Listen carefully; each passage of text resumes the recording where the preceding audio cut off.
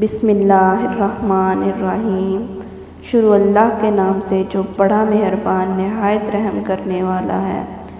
ایک شخص حارث بن حشام نامی نے ان حضرت صلی اللہ علیہ وسلم سے سوال کیا تھا کہ حضور آپ پر وحی کیسے نازل ہوتی ہے؟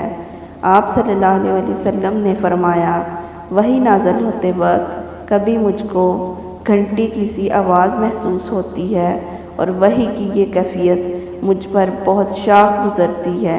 جب یہ کیفیت ختم ہوتی ہے تو میرے دل و دماغ پر اس فرشتے کے ذریعے نازل شدہ وحی محفوظ ہو جاتی ہے، اور کسی وقت ایسا ہوتا ہے کہ فرشتہ بشکل انسان میرے پاس آتا ہے اور مجھ سے کلام کرتا ہے، بس میں اس کا کہا ہوا یاد رکھ لیتا ہوں۔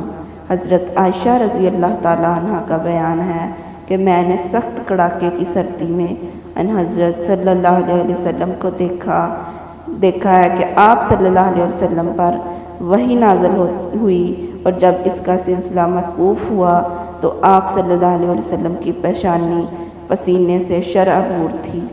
صحیح بخاری حدیث نمبر 2۔